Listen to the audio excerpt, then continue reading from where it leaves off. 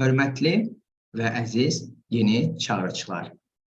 Bir gün enişteynə sizi digərlərindən fərqləndirən əsas xüsusiyyət nədir sualını verdikdə cavab verir ki, hədsiz dərəcədə maraq göstərməyim. Enişteyn deyir ki, məsələn, əgər siz insanlara samanlıqda bir iynə tapın desəniz, onlar bir iynəni tapdıqdan sonra dayanacaqlar. Mən isə mümkün olan digər iynələri də axtarmağa çalışacağam. Əziz yeni çağırışlar. Yeri gəlmişkən, yeni çağırışların bugünkü qonağı Coursera beynəlxalq onlayn təhsil platformasının CEO-su cənab Cef Maajioncalda düşünür ki, maraq göstərmək öyrənməyin xüsusi solusudur. Biz bugün rəqəmsal dünyada öyrənmək barəsində danışacağıq. Məlumat üçün qeyd edək ki, Coursera hər kəsə istənilən yerdə aparıcı universitet və şirkətlərin onlayn kurslarına qoşulmaq imkanı yaradan beynəlxalq təhsil platformasıdır. 115 milyondan çox istifadəçisi olan platformada 5400-dən artıq kurs mövcuddur. Coursera 300-dən çox aparıcı universitet və şirkətlə tərəfdaşlıq edir. Cənab Maajioncalda, təklifimizi qəbul etdiyiniz üçün bir daha sizə dərin təşəkkür edirik. Sizi görmək çox xoşdur və şərəfdir. Mr. Maajioncalda, dear Jeff, it's very nice to host you, and thank you enormously. Thank you indeed for accepting our invitation. Thank you for having me here. I'm real excited for our conversation. Çox sağ olun ki, mənə dəvət etmisiniz. Bugünkü söhbətin həsrətindəydim. Çox sağ olun, cənab Maajioncalda. İcazənizlə söhbətimizə başlayaq. Cənab Maajioncalda, bildiyimə görə musiqi nəzəriyyəsi ilə də maraqlanırsınız. Təhsillə musiqinin ortaq nöqtəsini müəyyən etsək, bu ortaq məqam yəqin ki, insanların ruhuna toxunmaq olar. Yəni, musiqi də təhsil kimi insanların ruhuna toxunur. Bəs siz təhsilə nə zaman toxundunuz? Təhsil sizə nə zaman toxundu? Mr. Maajioncalda, I understand you are also interested in music history, in music theory. So the common feature, I guess, of the education and music is that they are both touching the human soul. So they are moving the human soul, touching the human soul. And when did you actually touch the education? And when did education touch you? When did education move you? You know, I've enjoyed education and being a student ever since I was a little boy. I was always curious. I always asked why. And my parents, you know, they taught me a lesson that I used for my daughters. I have 3 daughters who are now 25, 29, and 31 years old. And I followed my parents in adopting the practice that when they asked why, when my daughters asked why, I would always give them the answer. I asked why my entire life. And my parents and my teachers would always try to give me an answer. And so I've just continued to be curious about what's happening in the world. And I've been very fortunate to have parents and teachers and friends and colleagues who will always talk to me about the things I'm curious about.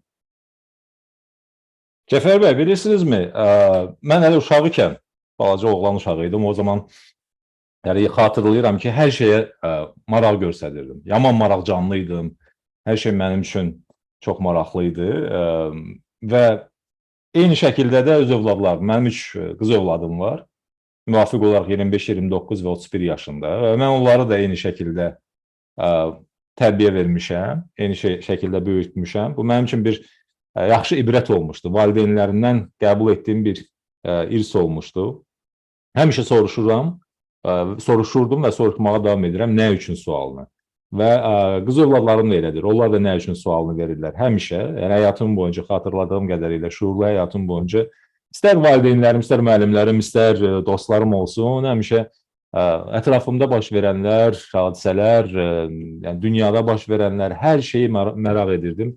Və indiyə kimi də bu vərdiş məndə də var, qızlarımda da var. Və mənim bəxtim gətirib ki, həm valideynlərim, həm müəllimlərim, həm dostlarım həmişə bunu təqdir ediblər. Cənab Maajioncalda, bəs təhsilə təbliğ etdiyiniz əsas ideya nədir? Təhsilə təbliğ etdiyiniz əsas ideya barəsində nə demək istərdiniz? Mr. Maajioncalda, what is the main idea that you promote in education? What is that main idea that you support, that you promote in education? I think that education is the path to opportunity for an individual. But when I look more broadly at the United Nations Sustainable Development Goals, education is really the foundation of almost every other of the 17 United Nations Sustainable Development Goals. Education is the foundation that will promote almost all others. It will promote human prosperity. It will help us protect the planet, but education will be the key to, humanity moving forward. Cəfər bəy, bilirsinizmi? Mən düşünürəm ki, fərdi qaydada götürsək, təhsil uğura aparan bir yoldur, bir fərdi inkişaf baxımından bir yoldur. Amma daha qlobal götürsək, BMT DİM miqyasında, DİM yəni dayanıqlı inkişaf məqsədləri miqyasında, biz görürük ki, təhsil bütün digər dayanıqlı inkişaf məqsədlərinə aparan və onun təməlini təşkil edən çox vacib bir elementdir. Yəni, digər 17 dayanıqlı inkişaf məqsədlərinin hamısında təhsilin çox müstəsna rolu vardır. İstər insan və bəşəriyyətin rifahı olsun, güzaranı olsun, istər planetin qorunması olsun, onun ekoloji cəhətdən dayanıqlığı olsun. Burada hamısında başlıca şərt təhsildir.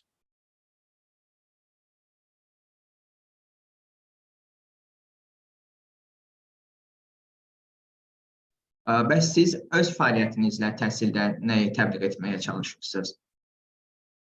Well, how about individually in your activities, in your career, in your employment, in your engagement? What do you specifically promote in the education activities individually? Yeah, what we really focus on is helping people discover what they love. I mean, so a lot of people that come to Coursera, they come in order to advance their lives and advance their careers. And so we have a growing number of what we call professional certificates. And these are job training programs that help people with no college degree, or maybe they're in a field that they don't enjoy and they want to switch into a new career, maybe a digital job. We help people figure out what types of jobs are they interested in, and then importantly, help them develop the knowledge and the skills and the abilities in order to do jobs. Very popular jobs include UX design, social media marketing, sales operations, and cybersecurity. So there are many new jobs and people are excited about these new jobs. We help them learn the skills in order to do those jobs. Cəfər bəy, bilirsinizmi? Əgər fərdi qaydada götürsək və bu sualı işimlə ifadə etsəm, gördüyüm fəaliyyətlə, biz insanlara, bizim əsas fokusumuz, yəni əsas nəzər nöqtəmiz odur ki, insanlara onları maraqlandıran, onları həyəcanlandıran, onları inkişaf etməkdə kömək olan o imkanlarla təmin edək. Söhbət təlimdən gedir. Yəni, Coursera olaraq biz insanlara imkan veririk ki, onlar həyat və karyeraları boyunca inkişaf etsinlər, özlərini yeni sahələrdə, yeni müstəvilərdə sınasınlar, yeni peşə bacarıqlar əldə etsinlər və elə insanlar var ki, onlar öz ixtisasını dəyişməyə meyillidirlər. Daha yeni, daha çağdaş, daha müasir, daha trenddə olan ixtisaslara üst tuturlar. Yəni, rəqəmsal ixtisaslardır, müasir bilik əsasında olan bacarıqlardır. Bunlar arasında bəzilərinin də adını çəkə bilərəm. Populyar olanlar dizayndır, həmçinin sosial mediada marketinqdir, kiber təhlükəsizlikdir, rəqəmsal sənayedir və digər sahələrdir. Bu sahələri mənimsəməkdə onlara kömək edirik və bir də ki, burada bizim digər üstünlüyümüz odur ki, biz təlim sertifikatları təmin edirik. Yəni, çevik şəkildə yenidən universitet təhsili almaq zorluğunda qalmadan, məcburiyyətində olmadan onlar bizim təlimlərdə iştirak edirlər və bu təlimlərin sertifikatlarından təmin olunurlar. Çox sağ olun, cənab Maajioncalda, və maraqlı bir məqama siz çıxışlarınızın birində toxunmuşsunuz ki, maraq göstərmək öyrənməyin xüsusi sorusudur. Bəs öyrənənlərin marağının hər zaman canlı olması üçün təhsil prosesində hansı redaksiyalara etməliyik sizcə? Bununla bağlı öyrənməkdən məsul olan qurumlara nə tövsiyə edərdiniz? Thank you, Jeff. By the way, in one of your speeches, one of your statements, you called curiosity the special source of learning. So what adjustments do you think we should make in the educational process to ensure the interest of learners is always alive, to keep this interest alive? And what would you recommend to the institutions responsible for learning on this regard? I think a lot of it starts when people are young, and a lot of curiosity. I think children are born with curiosity. And although we want to have structured learning and development objectives, especially as people get older, making sure that teachers, and starting with teachers, are free to inspire children's imagination. And then even as we get older, in secondary school and in college, allowing people to, yes, learn the basics, but also explore their interests and have projects that are not just memorization, but are also creation, I think is very, very important. Passion is very linked to curiosity, and curiosity is linked to learning. Cəfər bəy, bilirsinizmi, biz gənc yaşlarımızdan, elə uşaq ikən, uşaqlıq dövründən çox maraqcanlıyıq. Yəni, ətrafa çox maraq göstəririk. Bu bizim təbii olaraq xüsusiyyətimizdir. Və yəni, insan xislətində bu var. Və öyrənmə strukturu, təbii ki, öyrənmə strukturu biz təhsil, tədris prosesini müəyyən struktur, müəyyən çərçivə içində qururuq. Lakin bununla belə çox vacibdir ki, müəllimlər tələbələri, şagirdləri ilhamlandırmaqda davam etsinlər. Onlara bu ilhamı, bu şövqü ötürə bilsinlər və istər məktəb olsun, istər kollec olsun, istər ali təhsil ocağı olsun, hər bir halda. Bəli, bazı təməl proqram üzrə, təhsil proqramı üzrə şərtlər vacibdir. Bununla yanaşı eyni zamanda da o şövqü unutmamaq lazımdır. Çünki mən düşünürəm ki, bu iki bir-biri ilə çox əlaqəlidir. Yəni, o maraqcanlılıq, digər tərəfdən isə o həyəcan, o şövq, onlar bir-birini təmin edən amillərdir. Bəs necədir ki, cənab Maajioncalda həyəcanı, şövqü, marağı təhsilin mərkəzinə gətirək? Yəni, hər kəs bunu hiss etsin. Bu baxımdan biz mövcud təhsil prosesində və ya kurikulumlarda hansı dəyişikliklər etməliyik? What needs to be changed, Jeff, so that we bring all those into the center of learning, to match and to marry passion with curiosity and with the curriculum, with the basic structure into the center, into the foundation of the education, so that all the participants, the educators and the learners can benefit. Yeah, my sense, I sometimes think of it as core and explore. And I don't know how that will translate in Azerbaijani, but like in English, core and explore. There's a core set of fundamental skills and knowledge that people need to know about physics, about math, about language, about writing, about history, about psychology, about biology and health. So there are core things that really everybody needs to know.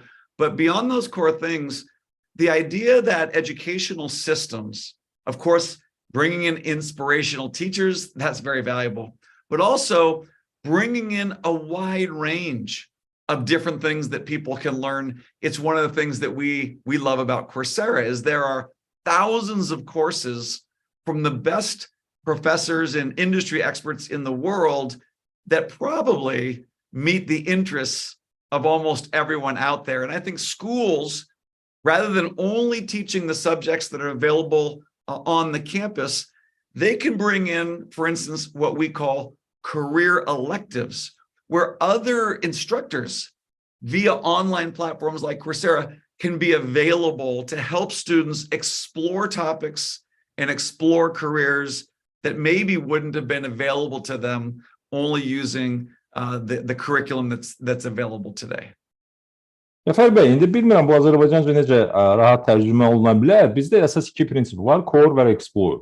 Yəni, core deyəndə əsas təməl biliklərdir ki, bunlar, belə deyək, biliyin sütunlarını təşkil edir, elmi olaraq, yəni fən olaraq. Bunlar arasında riyaziyyatdır, fizikadır, yazıdır, tarixdir, psixologiyadır, biologiyadır, səhiyyədir. Digər tərəfdən isə explore tərəfi var, yəni təcrübə və kəşf təcrübəsi. Biz Coursera platforması olaraq bu imkanı qazandırırıq. Yəni insanlara imkan veririk ki, onlar minlərlə müxtəlif kurslardan, ki bütün bu kurslar Coursera'da mövcuddur, özlərinə maraqlı gələn, özlərinə faydalı gələnlərdən istifadə etsinlər, yararlasınlar. Və yeri gəlmişkən, mən düşünürəm ki, elə məktəblər də kurikulumla yanaşı, əsas tədris proqramı ilə yanaşı, həmçinin də bax bu sərbəst bir seçim imkanlarını da tələbələrə, şagirdlərə, öyrənənlərə təmin etməlidirlər. Cənab Maajioncalda, bildiyimə görə Coursera'da ən yaxşı 5 kursdan biri necə öyrənməli adlanır. Müəllimlər öyrənməyə necə dəstək ola bilərlər? Bununla bağlı tövsiyələriniz nədir? Ümumiyyətlə, bu prosesin inkişafı üçün nəyi dəyişməyimiz lazımdır sizcə? Yeah, speaking about the Coursera courses, as far as I know, one of the top 5 courses on Coursera is called How to Learn. So how can teachers support learning of how to learn? And what are your recommendations on this? What needs to be changed for the development of this process? Yeah, there is a great course. It's called Learning How to Learn, and it's taught by a neurobiologist. And it explains how your brain works and then practices habits to learn more effectively. One of the ways that we can really help teachers in a world that's changing very rapidly in terms of the kinds of content available and the learning experience available is to make sure that teachers also are given the instruction and the help, the courses, in order for them to learn these new techniques of learning. So we have something called a teaching academy. We offer this to many universities around the world so that their teachers and also high school teachers can learn the new techniques of teaching online that are changing so quickly. By the way, in Azerbaijan, Learning How to Learn is one of the top 10 courses of all courses taken by the 115,000 learners in Azerbaijan on Coursera. Cəfər bəy, mən sizə bir şey deyim. Deməli, bax bu kurs necə öyrənməli, yəni öyrənmə yolları kursu. Bunu biz kursu aparan bizdə nevrobioloqdur. Yəni biz bu kurs zamanı beynin necə öyrəndiyini, insan beyninin necə öyrəndiyini araşdırıb məhz onun əsasında kursu qurmuşuq. Burada qabaqcıl praktikalar, yəni öyrənmənin ən qabaqcıl praktikalarını, təcrübələrini biz iştirakçılara təqdim edirik, onlara daha səmərəli şəkildə öyrənməni mənimsəməyi öyrədirik. Yəni öyrənmə daha səmərəli necə baş verə bilər? Onun üçün onlara o açarları təqdim edirik. Yeri gəlmişkən, mən düşünürəm ki, çox vacibdir ki, müəllimlər üçün belə təlimlər, belə kurslar təmin olunsun. Müəllimlər də lazımi o təlimatları, lazımi bələdçi rəhbərlikləri əldə etsinlər, kurslarda iştirak etsinlər. Bunlar üçün faydalıdır. Və bizim yeri gəlmişkən bir Teaching Academy deyilən akademiyamız var. Müəllimlər üçün olan akademiyadır. Bu akademiyadakı kursları biz bir çox universitetlərə və həmçinin də yüksək siniflərdə tədris olunan o kurslarla bağlı, yəni orta məktəblərin yüksək siniflərinə də, o müəllimlərə də qlobal olaraq təqdim edirik, təklif edirik. Və mən sizə bir şey deyim, Cəfər bəy, Azərbaycanda 115 min, yəni Coursera kurslarına qatılan, iştirak edən 115 min nəfər arasında top 10, yəni ən öndə gələn 10 kursdan, ən çox populyar olan 10 kursdan biri məhz barəsində danışdığımız kursdur. Nə gözəl, çox maraqlı bir informasiyadır. Elə yeri gəlmişkən, necə öyrənməli sualına daha ətraflı cavab üçün elə yəqin ki, bu kursa müraciət etmək lazımdır, necə öyrənməli kursuna. Bu arada çox maraqlı bir statistika verdiniz ki, top Azərbaycanlı tələbələrin, yəni istifadəçilərin top seçdiyi mövzulardan biri necə öyrənməlidir. Başqa hansı mövzu topda yer alır, onluqda yer alır? Yadınızdadır mı? Jeff, that's very interesting statistics. Thank you for making that available. Speaking of which, apart from how to learn course, what are the remaining 9 top 10 courses that the Azerbaijani learners are so eager and keen to benefit from? Number 1, If you recall. Foundations of Data from Google. Number 2, do you want to translate these as we go? Yes, please. Yes, please. That will ease my part. Yeah, Foundations of Data from Google. Deməli, birincisi, mən sizə deyirəm, sadalayıram bir-bir. Google'da olan datanın, yəni verilənlərin, məlumatların təməlləri, Foundation of Data. Number 2, English for Career Development from University of Pennsylvania. Pensilvaniya Universitetinin kariyer inkişafı üçün İngilis dili bu ikinci yerdədir.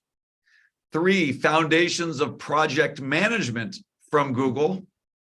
Həmçinin üçüncüsü Google şirkətinin bir digər kursu, layihələrin idarə olunmasının təməlləri. Bu da Google'undur, üçüncüdür. 4 is called Teach English Now, Foundational Principles from Arizona State University. Sonra Arizona Dövlət Universitetinin Teach English Now, yəni İngilis dilini indi, həmən, dərhal öyrət kurslarıdır. 5 is called Programming for Everybody from University of Michigan. Növbəti Michigan Universitetinin, bizim təbirimizlə desək Michigan Universitetinin hər kəs üçün proqramlaşdırma kursudur. 6 is HTML, CSS, and JavaScript for web developers from Johns Hopkins University. Digəri John Hopkins Universitetinin deməli internetdə web səhifələrin tərtib olunması və yaradılması ilə bağlı HTML kurslarıdır. Çox sağ olun cənab Maajioncalda. Bəs sizin öyrənməkdən danışmışkən sizin Courseradan sonuncu dəfə hansı kursu keçmişsiniz və ya keçməyə planlaşdırırsınız? Bu barədə nə demək istərsiniz? To follow up, Jeff, thank you very much, by the way, for valuable information. So just to follow up on how to learn and the courses available on Coursera, by the way, what was the last course you took actually or planning to take from Coursera? Yourself? I'm currently taking the Google Data Analytics certificate because I'm wondering if we should have everybody at Coursera take it just as a literacy so that everybody has data-driven decision-making literacy. So that's the one I'm taking now. Bilirsinizmi, mən hal-hazırda özüm və yeri gəlmişkən düşünürəm ki, Coursera'da, yəni bizim işçilərin hamısı da Coursera'da iştirak edənlər də bu kursdan faydalanmalıdırlar. Söhbət Google'ın yenə də bir digər kursundan gedir. Bu data əsasında təhlilin aparılması, data əsasında, yəni məlumatlar əsasında verilənlərdən istifadə edərək təhlillərin aparılmasına dair bu bir sertifikatlı proqramdır ki, mən düşünürəm ki, bu data sahəsində bir savadlılığın təməlidir. Yəni mütləq olaraq vacib bildiyim bir kursdur ki, bu olduqca önəmlidir. Cənab Maajioncalda, Coursera statistikasına görə öyrənməyin yaşı necə dəyişir? Yəni Coursera'da qeydiyyatdan keçən tələbələrin yaşını tədqiq etsək, minimum və maksimum yaş nisbəti nə qədərdir? Jeff, thank you. And speaking about the Coursera courses, what is the age of learning? You know, how is the age of learning changing according to Coursera statistics? So if we examine the age of the students who enroll in Coursera, what is the minimum and maximum age ratio? Well, I'm not sure exactly what the minimum maximum is. I'll take a guess, but the average age is 33 years old globally. But in Azerbaijan, it's a little bit younger. It's 30 years old. What we find is many people at the beginning of their careers are really using Coursera to learn skills, to move more quickly in their careers. We see in terms of men and women, globally, it's about 46% women and 54% men. But in Azerbaijan, it's almost 50-50. It's 48% women, 52% men, and about half of the learners use Coursera on a mobile device. And so that's about the same as global. But definitely people are using Coursera on computers and also on mobile devices. Cəfər bəy, indi tam dəqiqliyi ilə deyə bilməyəcəm, cavabların təqribidir. Təxminən deyə bilərəm ki, qlobal yaş həddi, orta yaş həddi Coursera'da iştirak edən insanların 32-dir.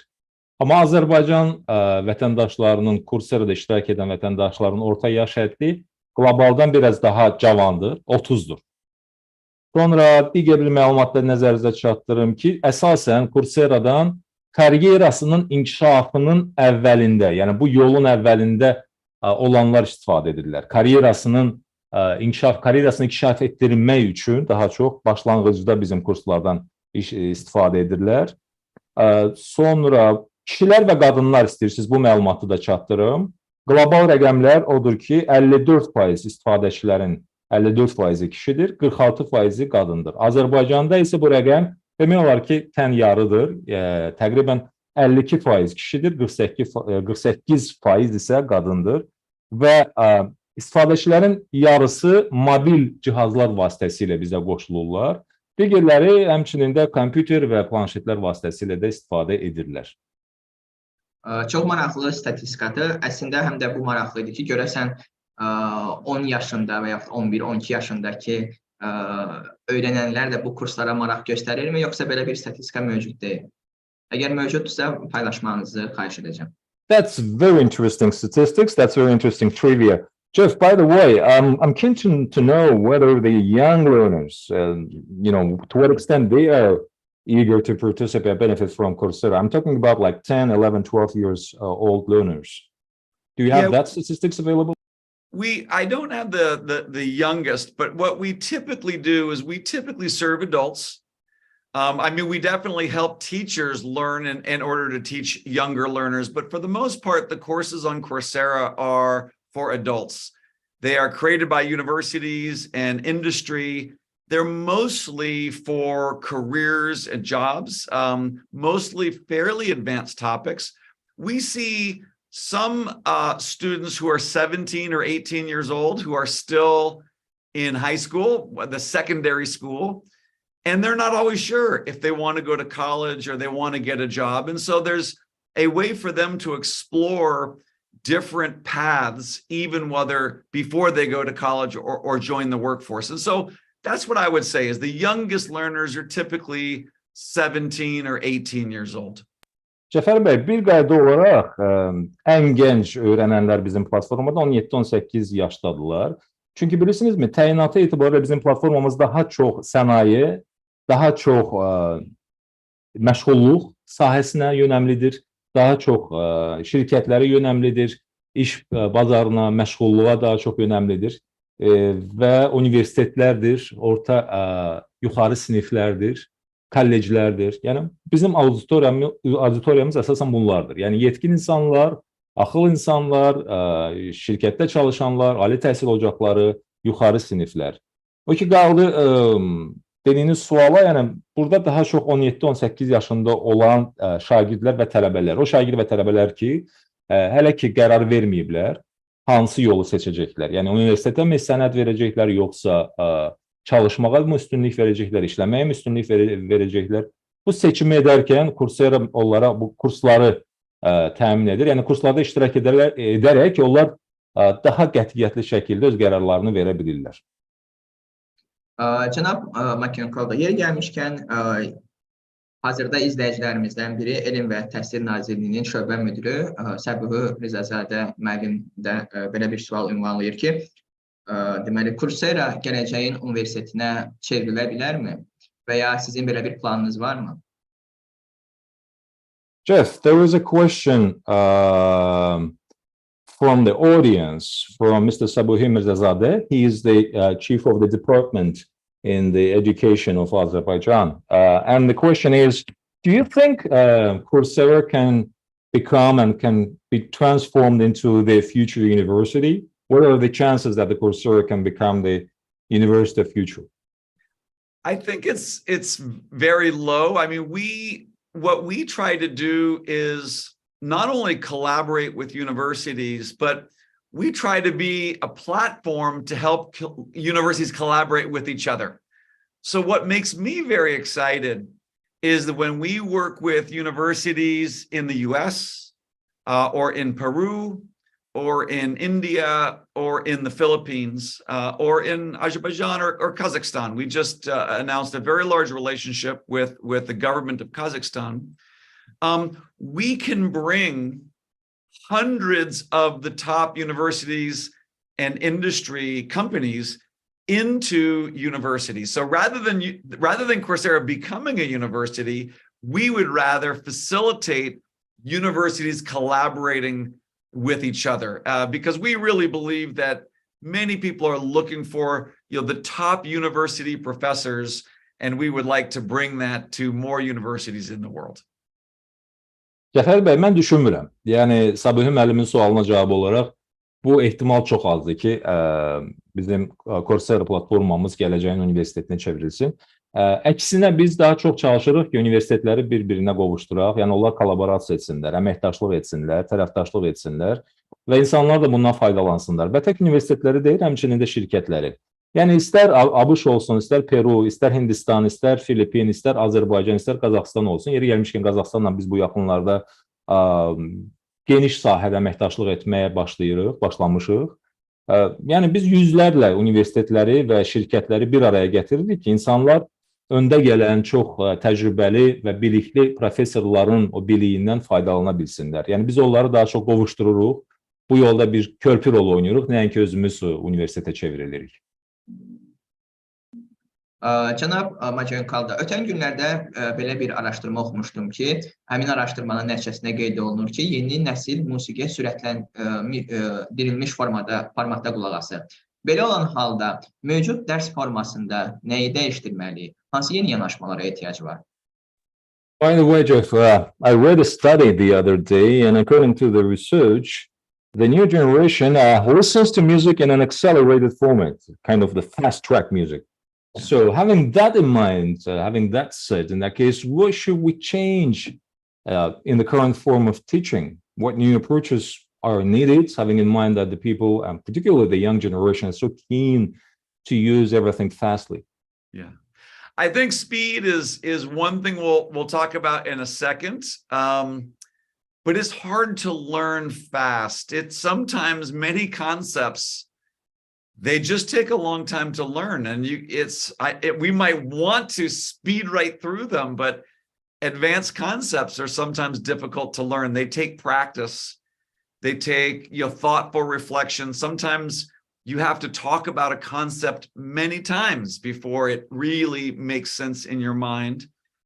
So when we think about the way that learning can change, I think it can be more personalized, and it can be delivered in smaller chunks. But one of the ways that I think about it is with YouTube, that was sort of the beginning of online education. And it was sort of passive. You watch a video, you sit back and just watch a video, but they're short videos. And so it's accessible. There's a very wide set of choices, but you sit back, it's passive learning. When Coursera launched 10 years ago, we introduced active online learning, where you'd watch a video, but then you would answer questions. You would think about what that means in your life. You would build a project using digital tools, so active learning. But I think with ChatGPT and the new AI, it's going to take learning to the next level, online learning, which is going from active learning to interactive learning. So I watch a video, then I think about it and I reflect. And then the AI says, well, what do you think about this? And I said, I'm not really sure. Give me an example of that. And AI will give every learner a personal tutor that can help them in a personalized way. So I think we can learn in small bite-sized pieces, but overall, it does take time and practice. Your brain is like a muscle. You have to exercise to really learn most concepts. And I think it can be much more personalized because of AI. Cəfər bəy, bilirsinizmi? Sürət məsələsi biraz qəliz məsələdir. Yəni, musiqini sürətlə dinləyə bilərsiniz, yəni bir neçə saniyə, bir neçə dəqiqə ərzində. Amma öyrənmə prosesi vaxt tələb edən məsələdir, vaxt tələb edən mətləbdir. Xüsusilə əgər söhbət mürəkkəb konsepsiyalardan, mürəkkəb nəzəriyyələrdən, fənlərdən gedirsə, çünki əsas təməl elmlər, onlar hamısı vaxt tələb edir. Düşünmək üçün, dərk etmək üçün, təhlil etmək üçün məsələnin məğzinə varmaq üçün bunlar hamısı vaxt tələb edir. Onlar birdən-birə olmur. Və mən sizə bir şey deyim ki, bu mənada beyin də bir növ əzələdir. Necə ki, siz fiziki formalı saxlamaq üçün, əzələni daha da möhkəm etmək üçün, onu böyütmək üçün çalışmalısınız və uzun müddət çalışmalısınız. Bu birdən-birə tez bir zamanda olmur. Eyni şəkildə də beyin. Və bu baxımdan mən bir şey deyə bilərəm ki, ola bilsin ki, sürət deyil, amma daha çox fərdiləşdirilmiş qaydada məlumatların çatımlı olması faydalı olar. Yadınızdadırsa Cəfər bəy, bu YouTube-da əvvəllər öyrənmə vasitələri necə idi? Qısa videolar var idi və biz bu videoları, yəni istənilən mövzuda, təlimlə bağlı, tədrislə bağlı seyr edirdik. Bu pasiv seyr etmək idi. Yəni qısa videolar idi və yaxud da ki, biraz daha uzun videolar YouTube-da biz bunları seyr edirdik pasiv şəkildə. Biz Coursera olaraq bu formatı dəyişdik və bunları elədik aktiv öyrənmə. Aktiv öyrənmə nədir? Yəni siz bir növ sual verə bilirsiniz. Verdiyiniz suallar əsasında o videolar sizə əlavə məlumatlar verir. İndi süni zəkanın gəlişi ilə və maşın öyrənmənin və süni zəkanın gəlişi ilə bu proses artıq daha da bir adım irəliyə getdi və aktivdən ki oldu interaktiv. İnteraktiv nə deməkdir? Süni zəka ilə siz təmasa girirsiniz, yəni videonu dinləyirsiniz, suallarınızı verirsiniz, süni zəka sizə sualların müqabilində cavab verir və özü sizə sual verir, özü sizə təklif edir və siz bu sualları cavab verərkən bir layihə qurursunuz. Bir tapşırıq alıb o tapşırığı icra edirsiniz və bacarıqlarınız daha da artır və sizin süni zəka ilə təmasınız, irtibatınız davamlı olur. Yəni bax bu şəkildə mən düşünürəm ki, daha da öyrənmə prosesi tərəqqi edəcəkdir. Cənab Maajioncalda, bəs distant təhsildə öyrənənlərin motivasiyası və məsuliyyətini necə artırmaq olar? Jeff, what do you think about the distance education, the remote education? How can we increase the motivation and student responsibility in distance learning? A lot of distance learning where you learn fully online and don't go to a physical place, it really depends on the individual. I think for working adults who are motivated to learn certain topics, distance learning can be very good. Now, there's a question of what is the content and what is the learning experience. So having interactive videos and projects that you build with your hands and assessment questions, the quality of the content and the quality of the learning matter quite a bit. Also, community matters. So even if you're online with the degree programs that are on Coursera, we have, University of Pennsylvania, University of Michigan, HEC Business School in Paris.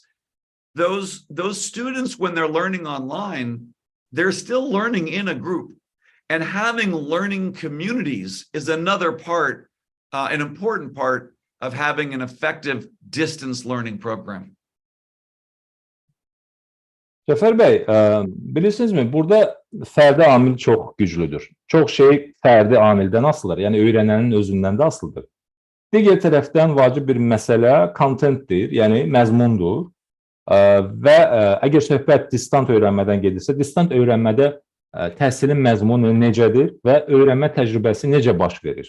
Əgər burada interaktivlik varsa, çalışmalar varsa, qrup işi varsa, layihə varsa, tamam, bu zaman səmərəli ola bilər.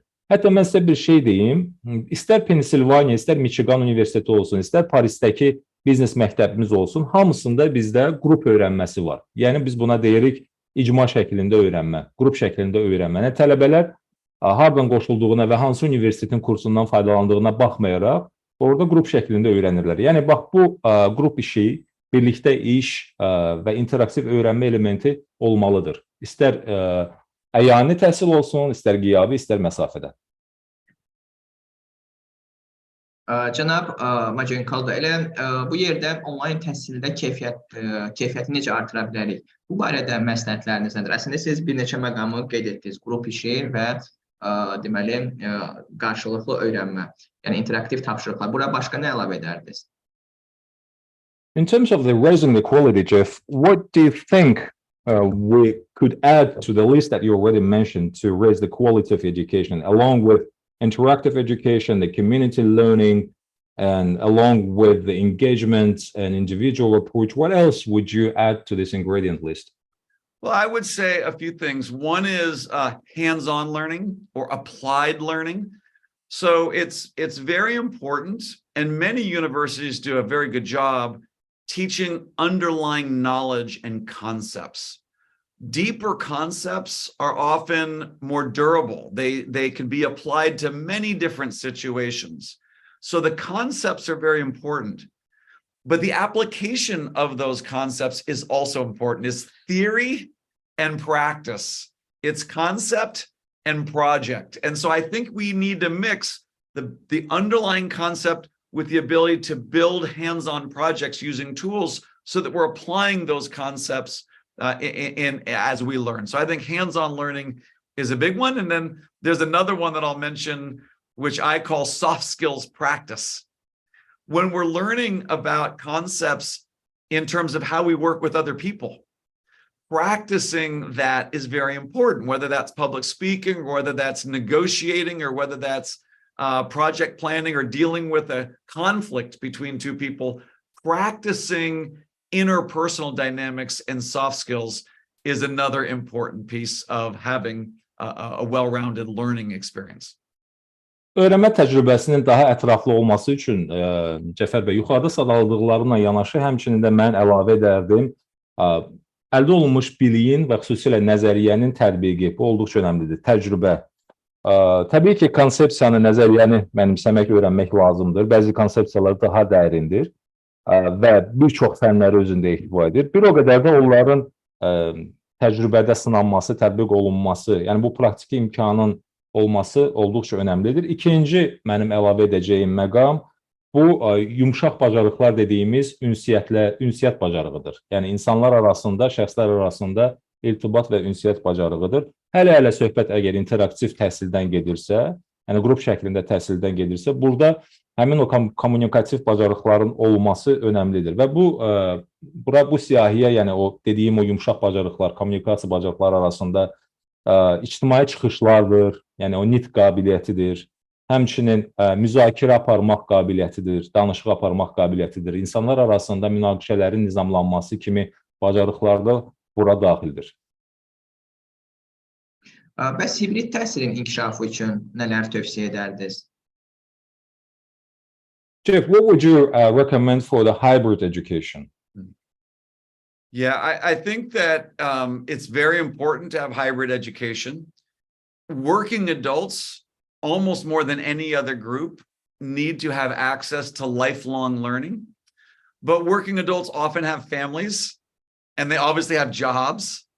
And so they cannot always come to a university campus at a certain time. They have family responsibilities and they have work responsibilities.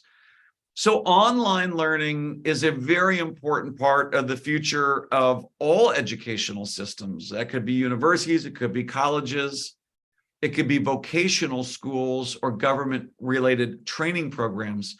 So I do think that online learning is a backbone for almost all learning.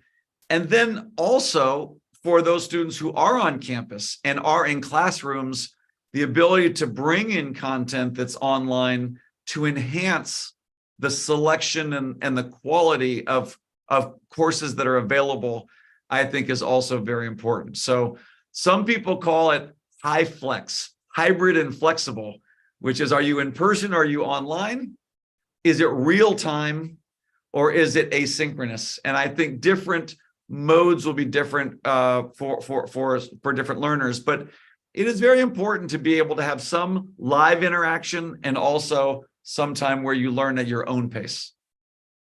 Cəfər bəy, hibrid təhsil xüsusilə böyük insanlar üçün, yetkin insanlar üçün önəmlidir. O insanlar ki, həyat boyunca öyrənmək istəyirlər, öyrənməyə ehtiyacları var, öyrənməyə çalışırlar. O şəxslər ki, ailə sahibidirlər, iş sahibidirlər, vəzifə sahibidirlər. Çox zaman onların universitet kampusunda gəlib təhsil almaq imkanları yoxdur, vaxtları yoxdur. O baxımdan məsafədə kurslara qatılırlar. Online learning dediyimiz online təhsil bu baxımdan çox əlverişlidir. İstər kollec səviyyəsində olsun, istər texniki peşə təhsili olsun, istər ali təhsil olsun, istər hökumətin təmin etdiyi hansısa kurs və təlimlər olsun. Mən düşünürəm ki, onlayn təhsil artıq təhsilin bir onurğa sütununa çevrilməkdədir. Amma bununla yanaşı düşünürəm ki, fiziki, offline təhsil də tamamlayıcı effekt daşımalıdır. Yəni, bunlar bir-birini tamamlamalıdır, bir-birini istisna deyil, əksinə bir-birini bütövləşdirməlidirlər. High-flex deyilən təhsil modu da, təhsil bir formatı da artıq mövcuddur. Burada hibrid təhsillə çevik təhsilin sintezidir. Yəni, bir tərəfdən həm siz məsafədə öyrənə bilirsiniz, onlayn olaraq. Lazım olanda isə siz offline formatına da keçib high-flex təhsilindən istifadə edə bilirsiniz. Cənab Maajioncalda, Coursera'da ən çox seçilən 10 kurs arasında, yəni bayaqları siz sadaladınız ki, Azərbaycan üzrə ən çox seçilən kurslar hansılardır. Dünya üzrə də belə bir statistika var və bu statistikada dağlar və dinozavr, paleobiyoloq, biologiyası, sağlamlıq elmi, tibbi tədqiqatları anlamaq, Facebook etibarlı məsləhətçi deyil, yeni düşüncə tərzi, yüksək effektiv insanların 7 vərdişi və s. adlı kurslar yer alır. Eyni zamanda tələbələrin, hökumət nümayəndələrinin, kampus tələbələrinin, korporativ öyrənənlərin də ümumi karyera bacarıqları Coursera hesabatlarının birində belə qeyd edilib ki, rəqəmsal marketinq, proqramlaşdırma, data strukturları, layihələrin idarə olunması, əlaqələrin izlənməsi, qrafik dizayn və s. Bəs insanların bu məsələlərə marağı təhsil dünyasına hansı mesajı verir? Buradan biz hansı nəticələr çıxara bilərik?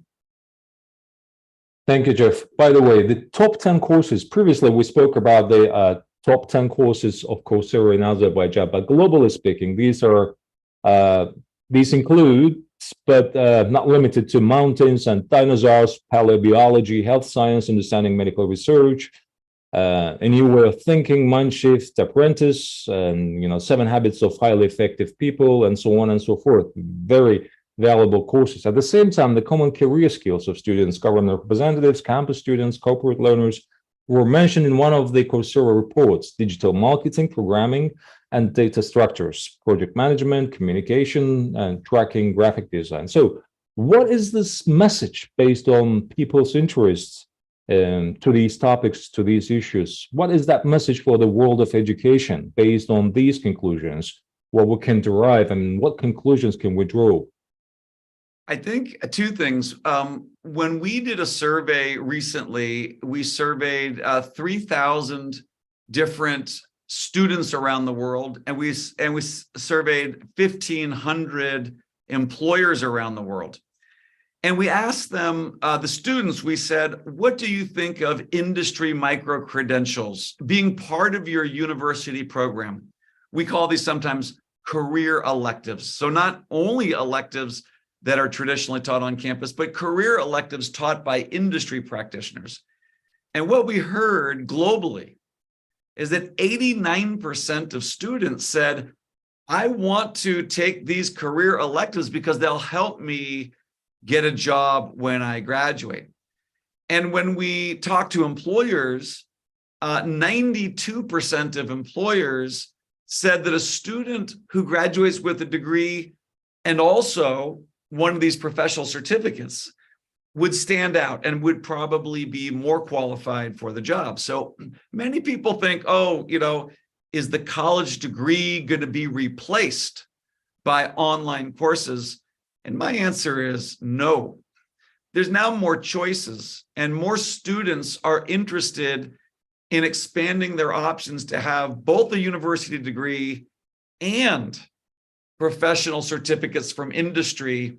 And I think the most exciting thing is when those are combined. So students on campus can take career electives from Microsoft, from Meta, from Salesforce, or from Intuit, so that they can learn skills that maybe otherwise would not be taught on campus. And I think the way that we do this is through collaboration, by helping universities work with other universities and also with industry to give the students the kinds of courses and skills that they're looking for their careers.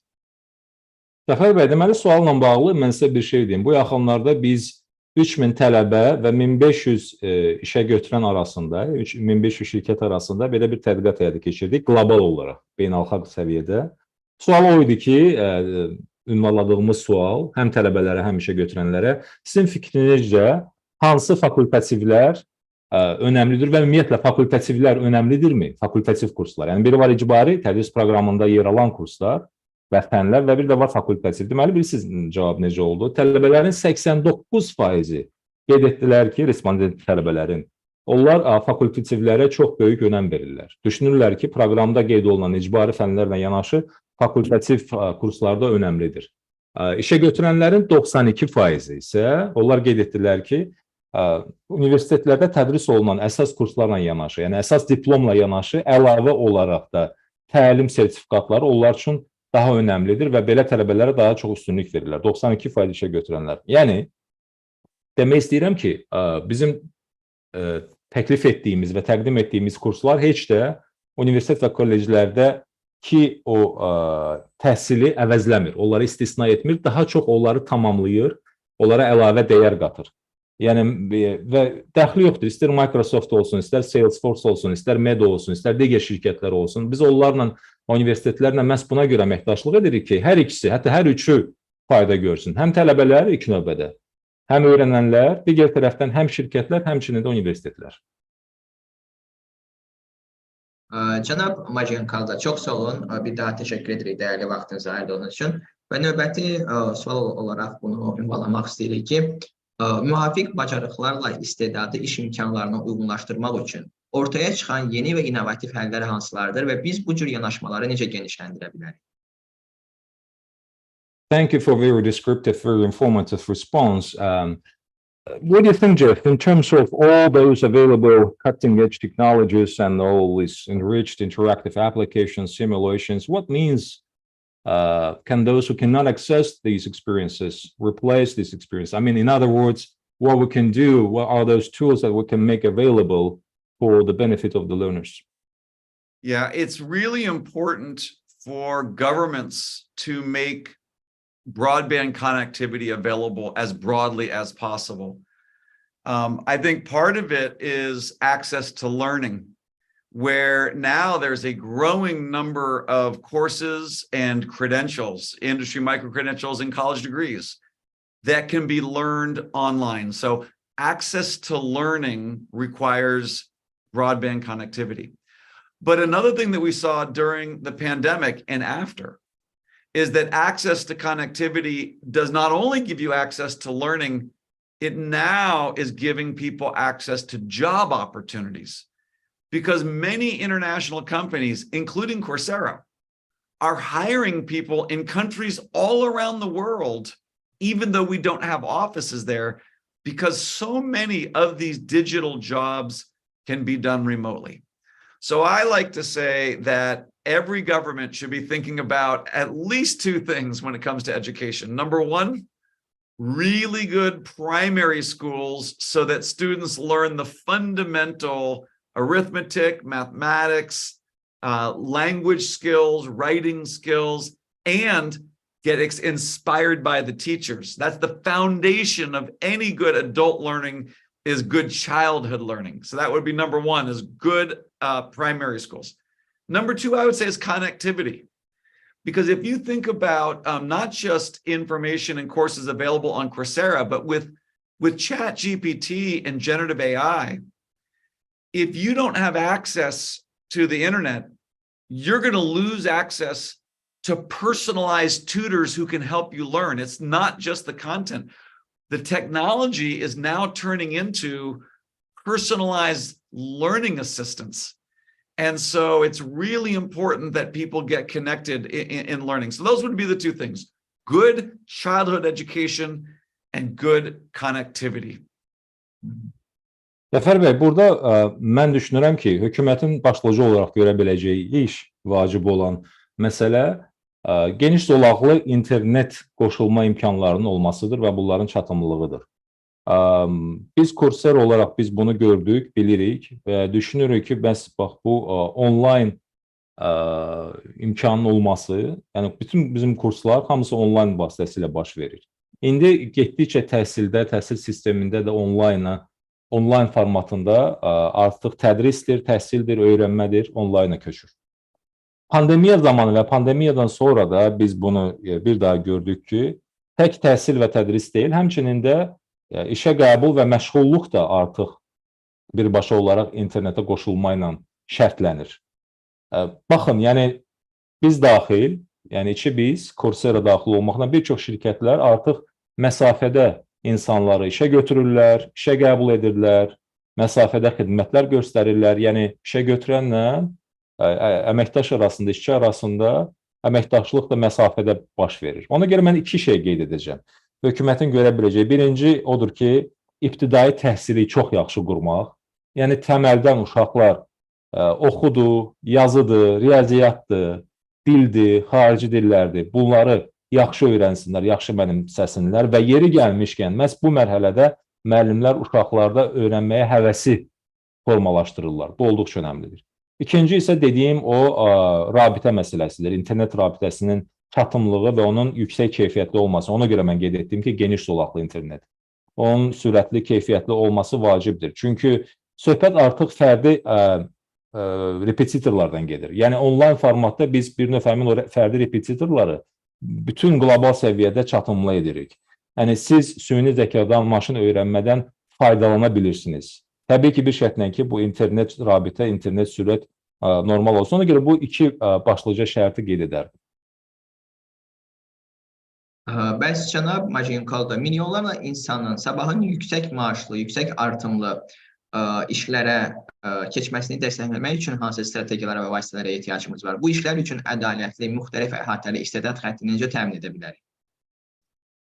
Thank you, Jeff. But how about the strategies and tools we need to support millions of people moving into high growth and high paying jobs of tomorrow? You know, how can we ensure a fair, diverse and inclusive path of talents for these jobs? Yeah, I think that a lot of it comes down to access.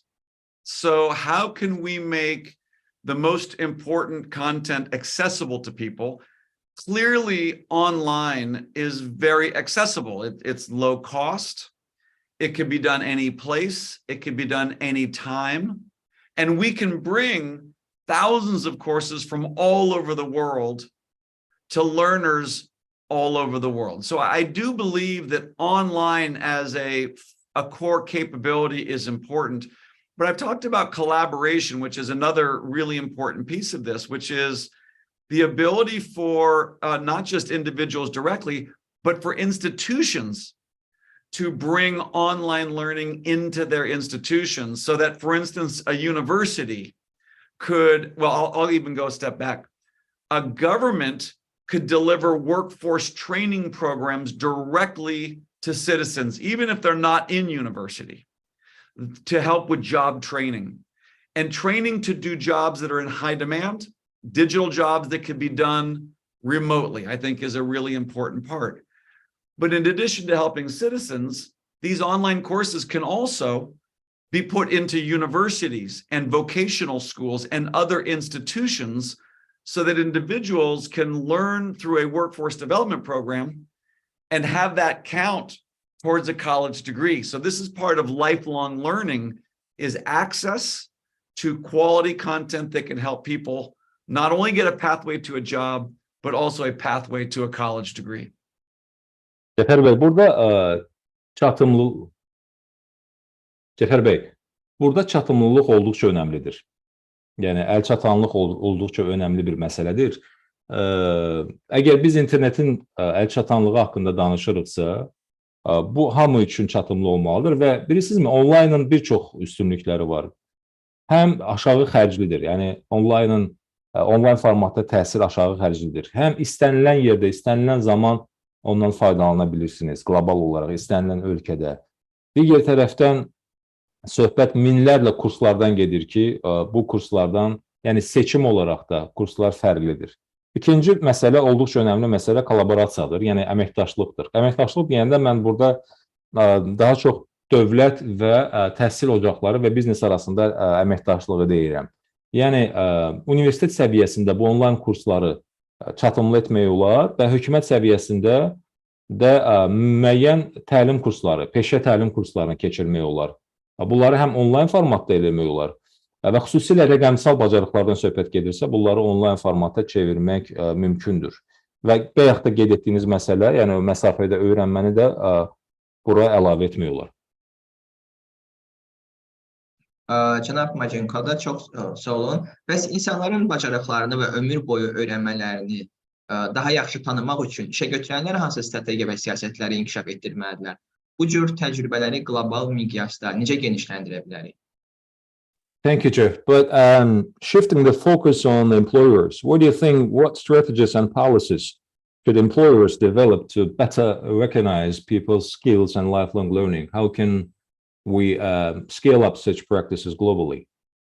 Yeah, this is a good question. And when we interviewed employers and asked them how important are skills and learning new skills, almost every employer, 90% of employers said that they're not only focused on skills, but when they hire new employees, they're using what they call skills-based hiring. So during the interview process, trying to understand not just where did someone go to college, but what skills do they actually have? I think what employers are looking for are skills to do certain jobs, which includes the conceptual understanding of how to do the job, but also the technical skills to use the tools to do the job. So it's that concept and the hands-on abilities are both important. I think, though, that more and more companies are also trying to, and we're doing this at Coursera, evaluate employees not just on their skills, but on their learning ability. Is an employee curious? Are they investing in their own learning? Are they learning new skills? Are they taking online courses?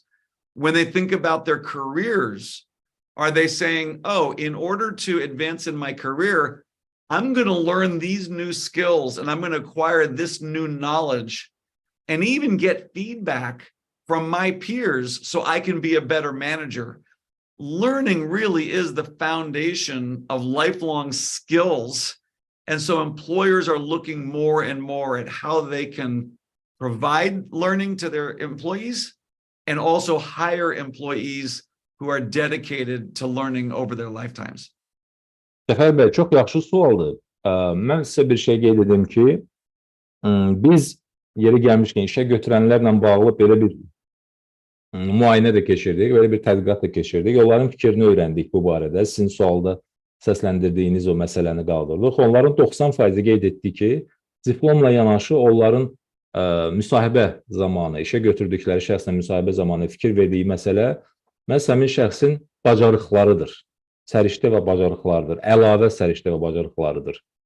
Yəni, bir nə qədər onlar diplomda qeyd olunan o nəzəriyyəni nə dərəcədə konseptual olaraq bildiyinə fikir verirlərsə müsahibin, namizədin, bir o qədər də onun həmin o işi, həmin o biliyi praktiki cəhətdən icra bacarıqlarını da araşdırırlar, onu da qiymətləndirirlər.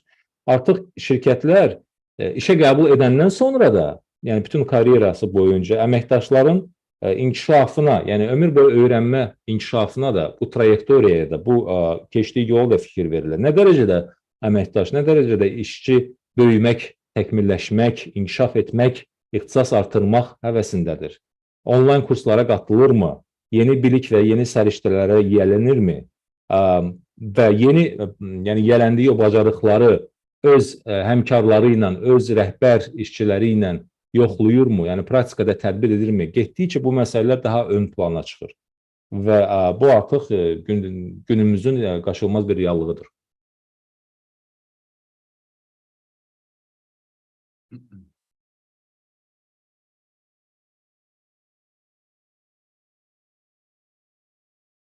Sorry. Cənab Maajioncalda, bəs təşkilatların bacarıqlara əsaslanan yanaşmanı qəbul etməsinə mane olduğunu müşahidə etdiyiniz hansı məqamlar var? Belə təşkilatlara və rəhbərlərə məsləhətiniz nədir? Jeff, speaking about the surveys, the studies that you conduct with employers, with the businesses, with entrepreneurs, what do you think is preventing them, all those employers and organizations, from adopting a merit merits-based approach. What is your advice to those organizations and leaders? Well, I think it's moving very rapidly. So about 35% of the employers said that they were already doing skills hiring. Another 30% said that they're planning to do it, and then another like 30% said they're considering doing it. So it's a process, and many companies are moving in this direction. I think one of the tricky things for a company is to assess who has which skills and to assess the learning ability of an individual. We have a product called Coursera for Business, where thousands of businesses have hired Coursera. And they do it because of two things. They not only want to teach people new skills, they also want to be able to measure those skills and know through assessments which skills do people have. That way, employees can be placed into different job roles. So it's happening quickly, and employers are moving towards a more skills-based approach, and learning platforms like Coursera are one of the tools that they use to do that. Cəfər bəy, bundan öncə də qeyd etdiyim kimi, yeri gəlmişkən çox yaxşı sualdır. Əvvəl də qeyd etdiyim kimi, Coursera-nın özündə də biz yeri gəlmişkən bu məsələyə çox önəm veririk. İşçiləri də, öz işçilərimizi də belə qiymətləndiririk. Yəni, nə dərəcədə onlar öyrənməyə həvəslidirlər, ümumiyyətlə yeni səriştələrə yiyələnirlərmi və s.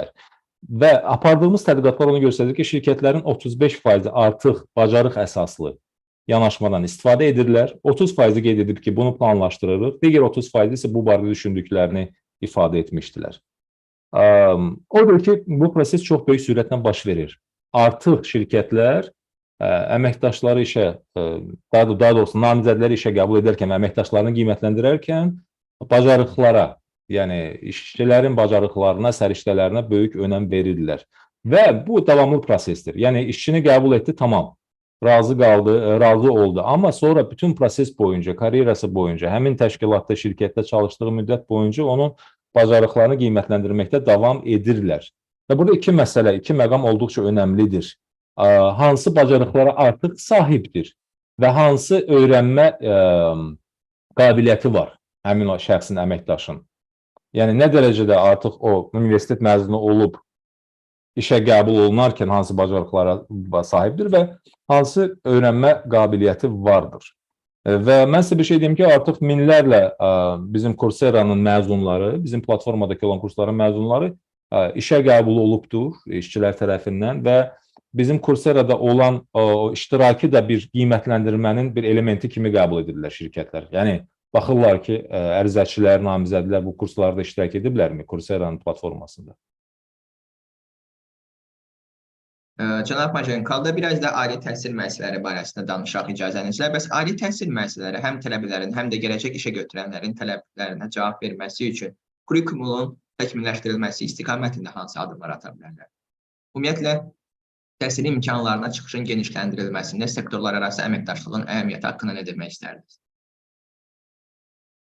Well, thank you, Jeff. We would like to shift the focus on the higher education facilities, on the universities, in terms of, making sure that the curriculum fits into the requirements and the demands of the employers in the modern employment markets, and particularly when it comes to the cross-sectoral cooperation.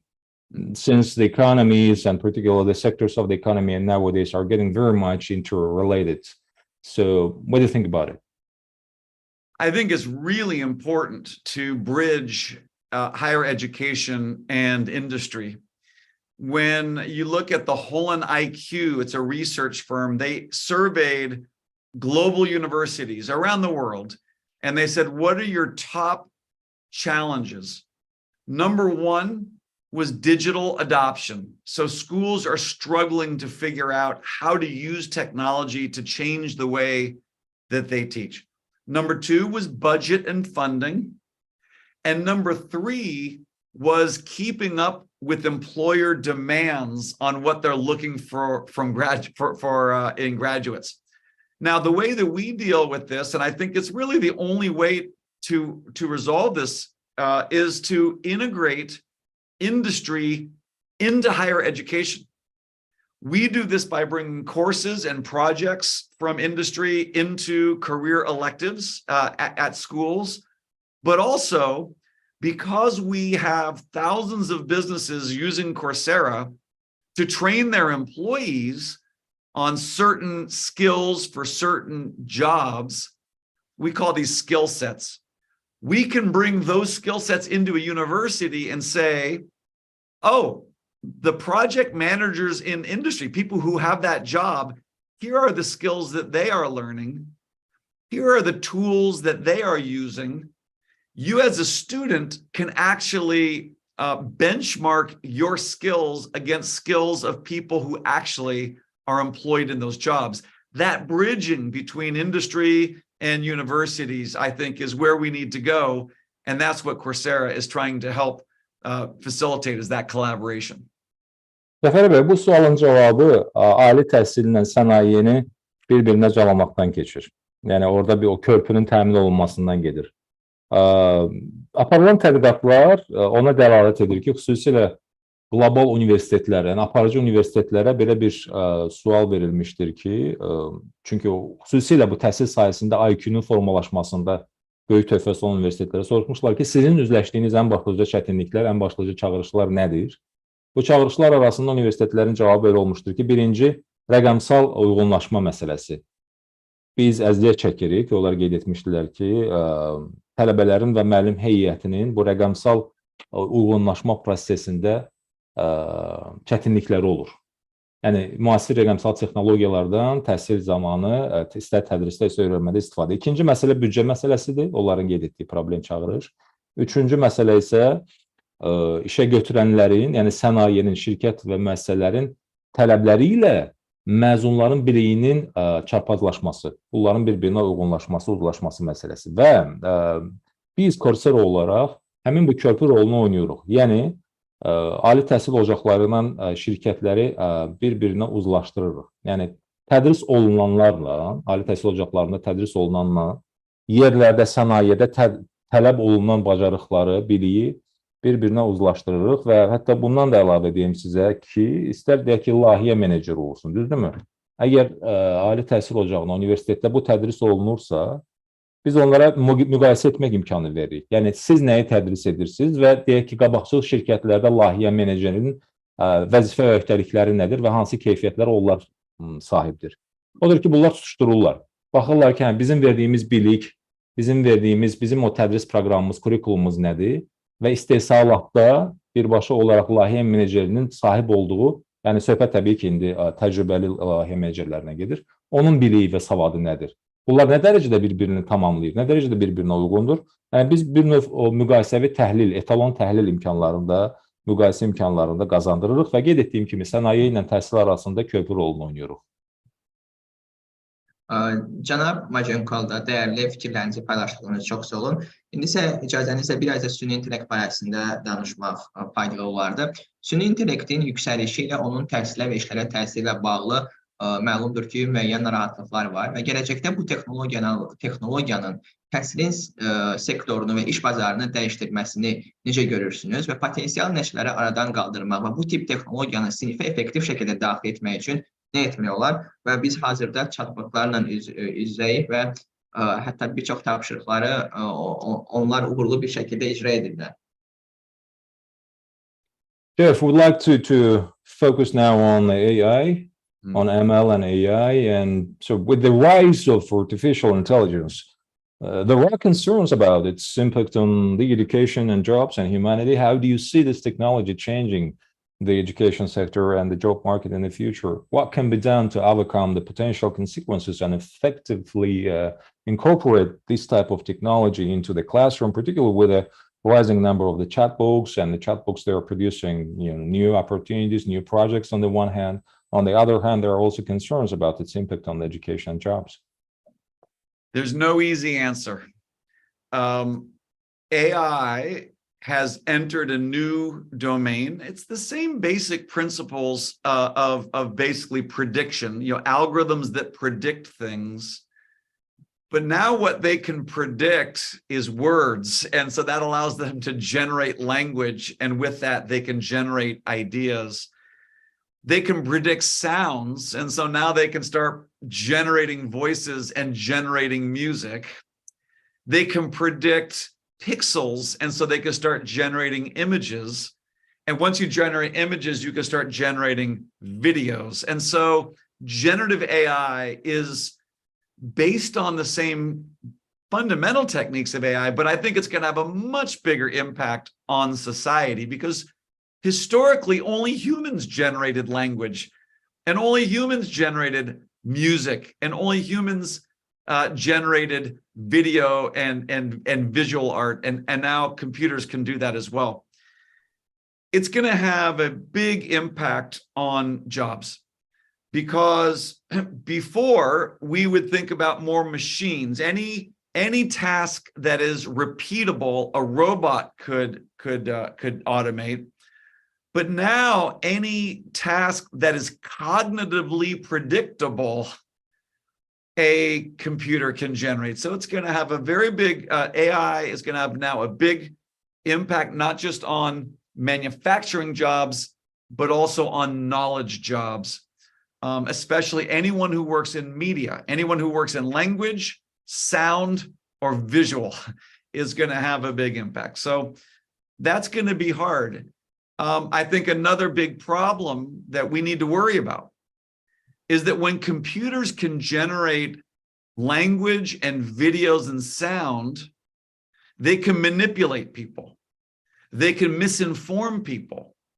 So social media has already been very difficult in trying to manage, what people say and whether it's true or not. But when computers can start lying on social media very effectively, it will be easier to manipulate people and to misinform people. Now, another thing to worry about, sorry, but there is a lot to be concerned about, is if you look at what happened when machines started doing physical things, we created cars, and now we drive in cars. We don't walk as much. Our muscles are not as strong as they used to be because we rely on technology to do jobs that our muscles used to do. Well, when machines can do what our brains do, if we rely on machines to do things that our brains do, and we use them to think for us, we will be more vulnerable to that kind of misinformation and manipulation. And we might not use our critical thinking as much to separate what's true and what's not true. So I do think that there are many challenges of this technology in terms of job displacement and in terms of manipulation and misinformation. There's also people worry about control systems where if AI is making decisions associated with weapon systems or other critical systems, then the AI might make decisions that are not good for humans. They might have these systems do things that are not in the interest of humans. And so people worry about AI managing control systems, especially what I call kinetic control systems, like military control systems. So there's a lot to be concerned about. In terms of now there's good things too. I mean, it's going to provide much more access to education, much more personalized education, much more job relevant education, more job opportunities for people who learn. So there's many good things about this, about AI as well. Now, how do we regulate or manage the risks associated with AI? I do think that a lot of it comes down to government, in my opinion. And here's why. AI gives companies a big advantage. Companies are always looking for advantages. That's what they do. Companies look, how do I create a better product for a lower cost to get more customers? Like, that's basically what companies do. What governments do is they say, okay, you can pursue your corporate interest, but it has to be within a set of rules and regulations that protect society. So governments need to, in my opinion, think about and create new sets of rules and regulations to protect society and protect individuals so that companies can use AI, but there are boundaries and there are restrictions on how it can be used. And so, you know, a lot of people have been saying for years that governments, like what Europe did with GDPR, they created privacy rules that said, okay, you can offer digital services, but you have to abide by certain rules of privacy and data rights. I think the same thing needs to be true for AI. Oh, poor me. Whatever AI does, please leave alone the words generating. I need my job. Cəfər bəy, deməli belə, bilirsinizmi? Biz artıq deyə bilərik ki, süni zəka yeni bir mərhələyə qədəm qoyubdur. Əvvəl necə idi? Yəni, əslində baxanda təməl heç nə dəyişməyibdir. Yəni, süni zəkanın işləmə prinsipi yenə də alqoritm əsasındadır. Yenə də öngörmə və alqoritm əsasındadır. Amma əgər əvvəl öngörmə və alqoritm idisə, yəni daha çox öngörmədən ibarət, daha çox proqnozdan ibarət idisə, indi artıq süni zəka generativ deyirlər ona. Yəni, o hasil edici bir qüvvəyə çevrilibdir. Yəni, sözləri hasil edə bilir, sözləri istehsal edə bilir. Bu deməkdir ki, artıq dil funksiyasına da sahibdir. Dil funksiyasına sahibdirsə, o deməkdir ki, ideyaları da irəli sürə bilir. Digər tərəfdən biz görürük ki, süni zəka səsləri də imitasiya edə bilir, səsləri də hasil istehsal edə bilir. Əgər səsləri istehsal edə bilirsə, bu deməkdir ki, musiqini də biz görürük ki, artıq bu da günümüzün reallığıdır. Musiqi də istehsal edir süni zəka, müxtəlif səslər də çıxarır. Digər tərəfdən pikselləri də artıq mənimsəyibdir. Piksel də istehsal edə bilir. Bu isə deməkdir ki, o müxtəlif imajları, yəni müxtəlif təsvirləri, müxtəlif görüntüləri də və həmçinin də videonu da istehsal edə bilir. Bu isə nə deməkdir? Həm sözlər, ifadələr, həm səslər, həm görüntü, bütün bunları artıq süni zəka proqnozlaşdırmaqla məhdudlaşmır, həmçinin də istehsal edir, hasil edir. Yəni, insana xas olan, insan xislətində olan, insana xas olan bu keyfiyyətlər, görmə, eşitmə, ifadə etmə kimi bacarıqlara sahibdir. Yəni, biz tamamilə artıq süni zəkanın yeni bir mərhələyə, yeni bir səhifəyə, yeni bir fəsilə qədəm qoyduğunun şahidi oluruq. Yəni, tarixən insanın sahib olduğu bacarıqlara yiyələnir. Bu isə təbii ki, əvvəlki funksiyalardan, yəni maşınların, kompüterlərin təkrarlama funksiyasından daha irəlidir. Yəni, söhbət artıq kognitiv, yəni zehni planlaşdırmadan, zehni istehsaldan gedir. Bu isə qeyd etdiyim kimi bir sıra sənayilər qarşısında çağırış formalaşdırır, çətinlik yaradır. Bunlar arasında həmçinin media, ənənəvi və sosial media, həmçinin dillə işləyənlər, tərcüməçilər və digərlər də daxildir. Yəni, onlar üçün də bir çağırışdır. Digər tərəfdən bu manipulyasiya imkanları yaradır. Artıq süni zəka sosial mediada, onsuz da sosial mediada yalan və doğru xəbər deyilən bir dilemma var idi. Yəni, sosial mediada sürətlə yayılan xəbərlərin hansılarının doğru, hansılarının isə yanlış olduğunu müəyyən etmək çətin idi. Amma indi təsəvvür edin ki, artıq kompüterlər süni zəka əsasında çox rahat şəkildə sosial şəbəkələrə, sosial səhifələrə bu yalan xəbərləri mahircəsinə istehsal edib buraxa bilərlər və onları müəyyən etmək çətinləşir. İndi baxın, daha da mürəkkəb bir məsələ. Biz süni zəkadan nə qədər çox istifadə ediriksə, bir o qədər də bizim beyin ətalətimiz artır. Yəni, nətər ki, siz maşını idarə edərsiniz, nəqliyyat vasitəsini idarə etdikcə, bir qədər çox idarə etdikcə fiziki cəhətdən geri qalırsınız, əzəlləriniz süslənir, düzdürmü? Bir o qədər də beyniniz süslənir. Əgər maşının öyrənməsinə, aparatlara, süni zəkaya daha çox yer verirsinizsə, bu da təbii ki, bizim acizliyimizi, yəni insan bəşər övladı olaraq acizliyimizi artırır həmin süni zəka qarşısında. Yəni, müəyyən bir süskünlük, müəyyən bir ətalət formalaşır. İstər fiziki cəhətdən, istərsə zehni cəhətdən. Digər tərəfdən isə, məsələ daha da şiddətlənir. Süni zəka artıq qərarlar qəbul edir insanların əvəzinə və hələ əgər siz bunu hərbi sənayeyə köçürsəniz, əgər söhbət silahlardan, əgər söhbət strateji əhəmiyyətli qərarların verilməsində süni zəkandan istifadədən gedirsə, bunun fəsadları daha ağrılı, daha acınacaqlı ola bilər. Tamam, bu zaman nə etmək lazımdır? Təbii ki, indi bir şey də deyim, süni zəkanın faydaları da çoxdur.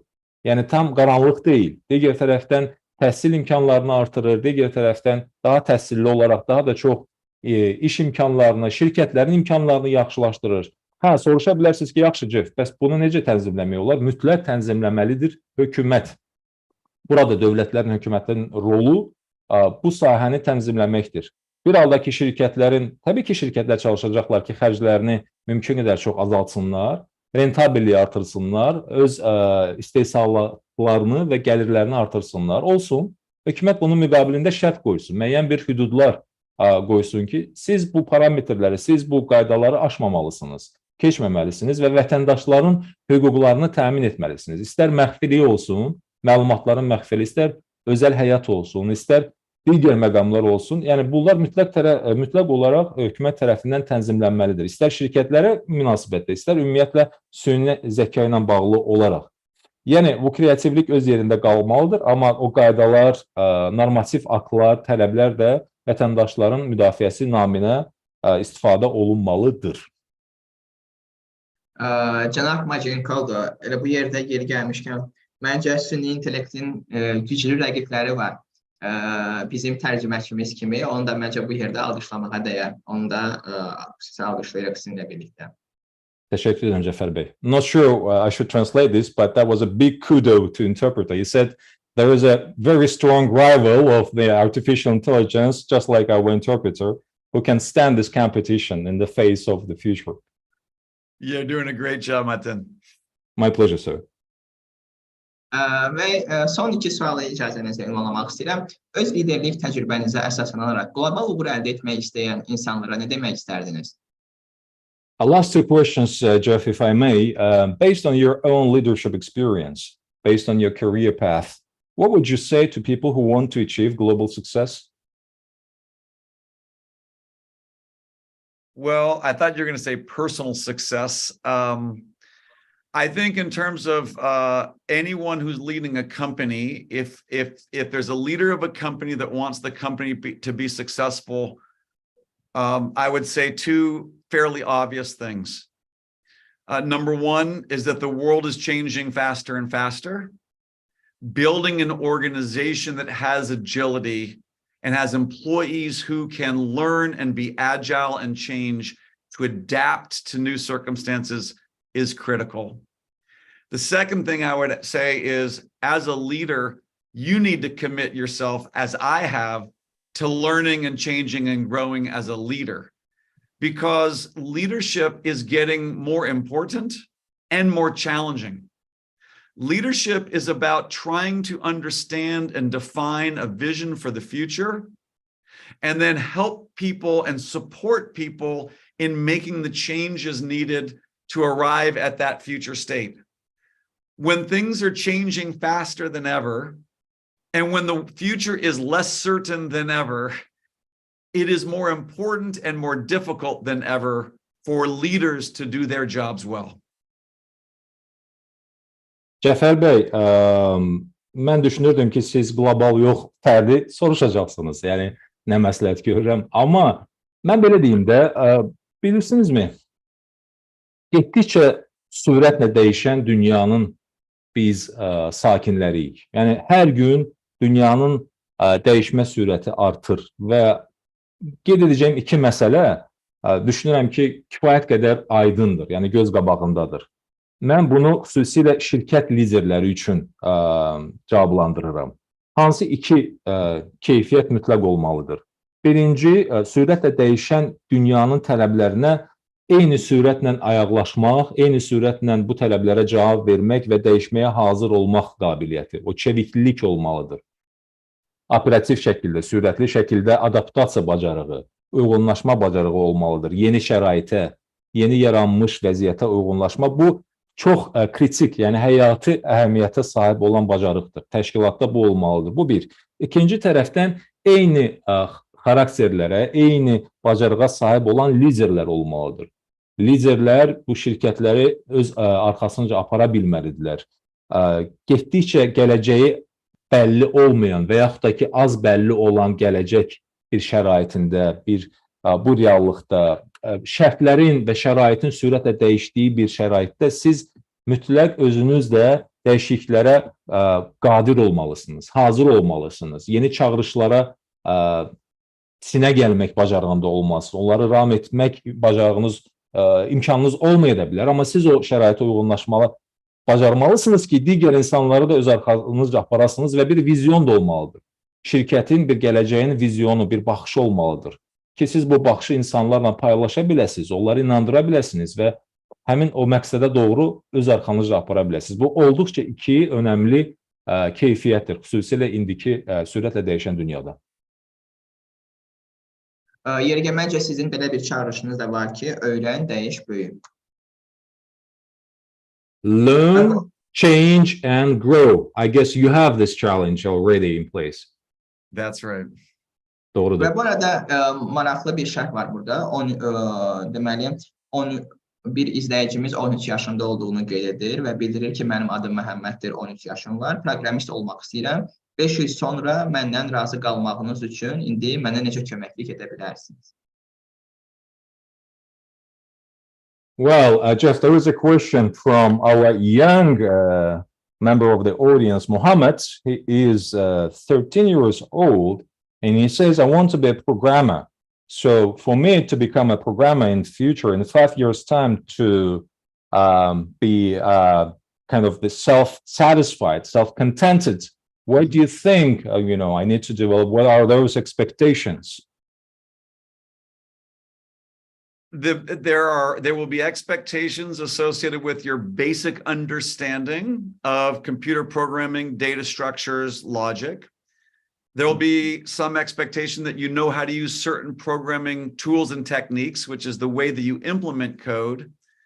But a final thing I will say is that AI, within 5 years, AI will radically change the job of a computer programmer. So to some degree, Mohammed, you're very lucky because you are going to be the next generation of programmers who use AI to help them do their programming. I would recommend you, of course, you go to school and take the classes in school, but also come to Coursera and take courses on Coursera, and just realize that the world of programming is going to be changing dramatically with AI. And so be curious and play with the new things. Pretend that it's a video game and you don't know what the next level is going to be. But the interesting thing and the fun thing is exploring those new levels when you get there. Bizim bu gənc dostumuza, Məhəmmədə məsləhətim odur ki, ilk öncə data ilə bağlı, verilənlərlə, məlumatlarla bağlı bazı təməl biliyə sahib olsun. Yəni datanın strukturudur, məntiqidir, bunları mənimsəsin, proqramlaşdırmanın əsas təməl prinsipləri və strukturu. Həmçinin də proqramlaşdırma üsulları ilə tanış olsun. Yəni məlumatların kodlaşdırılması, hansı kodlardan, hansı dillərdən istifadə olunur. Amma Məhəmməd, mən sizə bir şey deyim. 5 ildən sonra proqramlaşdırma süni zəka vasitəsilə, onun sayəsində tamamilə dəyişəcəkdir.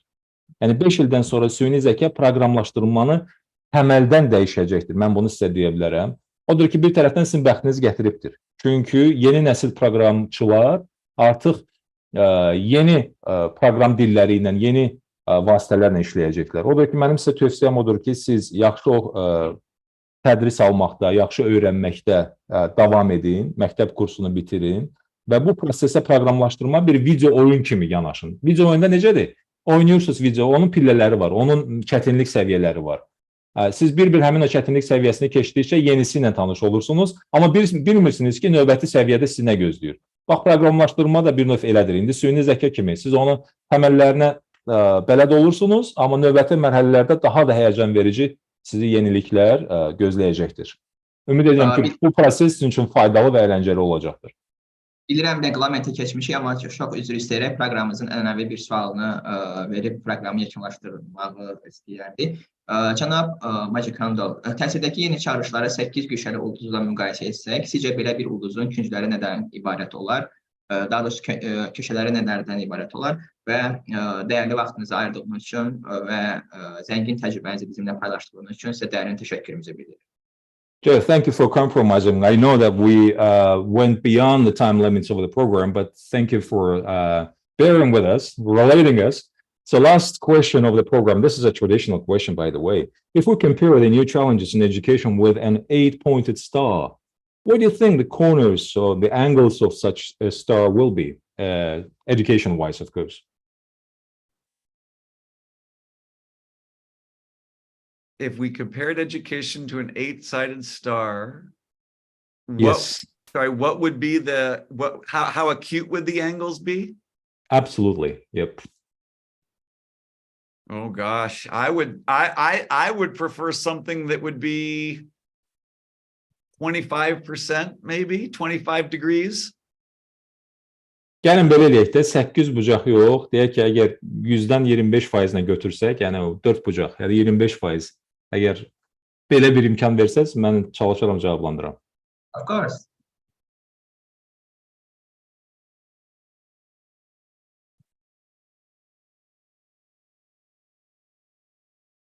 Buyurun. Please, Jeff, of course. I'm sorry, I'm not sure I understand the question. Well, the question is, since this 8-pointed star is a national emblem Yes. of the coat of arms of Azerbaijan and on the national flag. So what do you think, if we compare that star with the challenges in the education, what those challenges would be? Not necessarily the 8 challenges, it may be less, maybe more. I see. Yes. Okay. So here's what I think the challenges could be. A, the world is moving quickly, and Azerbaijan has an economy that is heavily based on, oil and natural resources. The change that will happen to the world will also happen to our energy sources. And that means not just individuals and not just companies, but also countries and governments will have to adapt. I do think, as I said, that education is the key to resilience, prosperity, and human flourishing. So I think that the education system in Azerbaijan will be the star of success in Azerbaijan's future. Bilirsiniz mi, mən belə deyərdim, Cəfər bəy, dünya sürətlə inkişaf etməkdədir və bu həmçinin də energetika sahəsində özündə ehtiva edir. Azərbaycan məlum səbəblərə görə Azərbaycanda neft və qaz sənayesi xüsusilə önəmə, xüsusi çəkisi böyük olan bir sahələrdir.